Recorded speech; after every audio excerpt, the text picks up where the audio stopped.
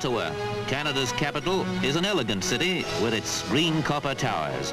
It seems more German or Scandinavian than British. Yet where but London could you see a scene as British as this? All through the long summer months, the crowds flock to see the changing of the guards on Ottawa's Parliament Hill, the changing of the Royal Canadian Guards. It's Buckingham Palace drill, as precise as you like, on the American continent.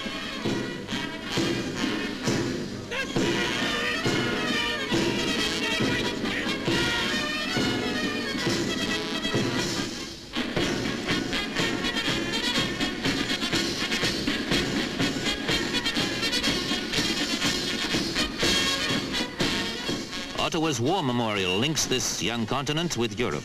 Its architecture confirms its affinities. You've got to equate this fairy tale loveliness with the skyscraper rush and bustle of America generally.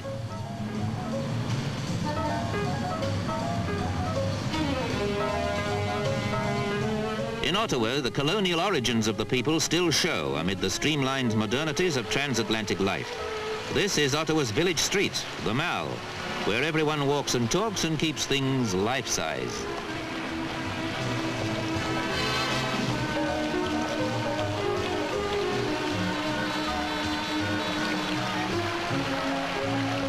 Take a tourist boat trip on the Ottawa River, just one of the wide waterways that Canada consists of, and you see the same blendings of origins and breathless progress.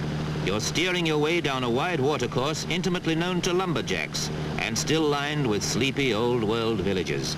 You're steering your way towards the same sort of villages on the great St. Lawrence Seaway, where the old and the unbelievably new things of life really meet.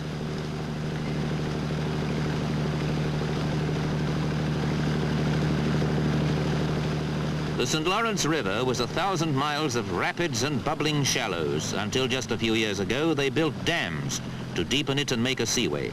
Villages were flooded in the process and roadways disappeared into the swollen waterway. The result was the old meandering river became a highway for the world's ships with locks that could lift them to Toronto and Chicago.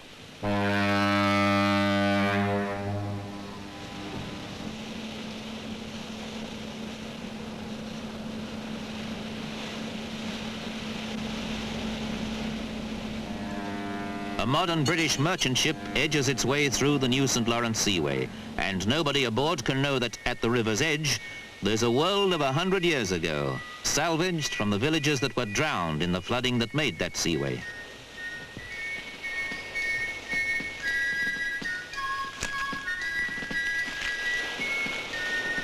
That's a different sort of lock to the big steamer locks of today's St. Lawrence shipping route. A flat-bottomed bateau like that was the boat that could negotiate the rapids when England was defending her old Canadian colony against the French and the Yanks.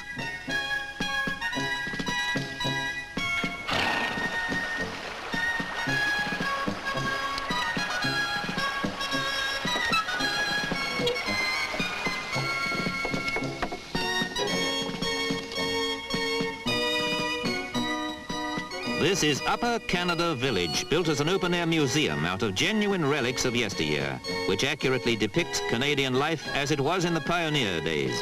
Dream yourself back into early Victorian times.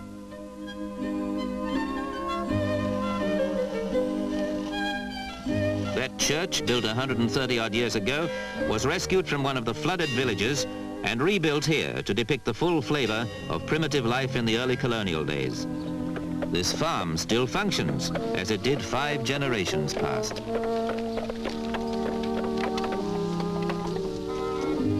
Haymaking in the Canada of 100 years ago seems much the same as it does today, but how did they get the power for their machines? Here's how they got it: horsepower in the simplest sense.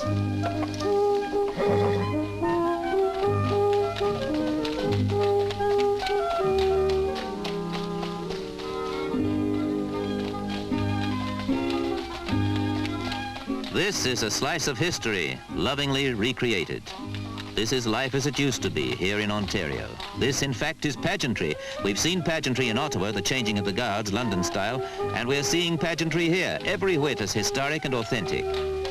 That old mail coach mayn't be as old as the guardsman's bearskin and tunic, But it is as old colonial Canada, and the tradition has not died.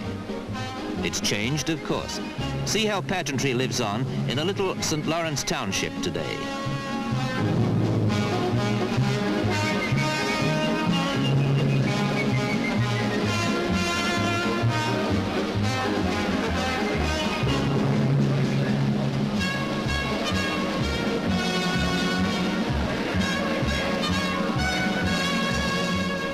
You'll be hard put to find this little place on the map. Its name is Cardinal, Ontario, and girls' bands have come across the river from New York State to make it a day to remember.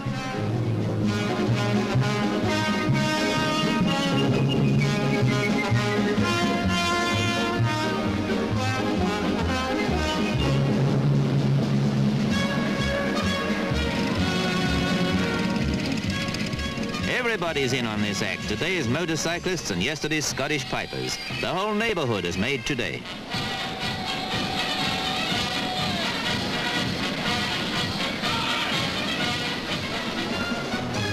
You'd call this a hick town anywhere. In Canada, land of newfound skyscraper cities, seaways and wealth and sophistication, you'd never give it a reckoning. But there's zip and zing in its pageantry, fun, and not a little history. Surprise and beauty that haunts you perhaps because you never expected it.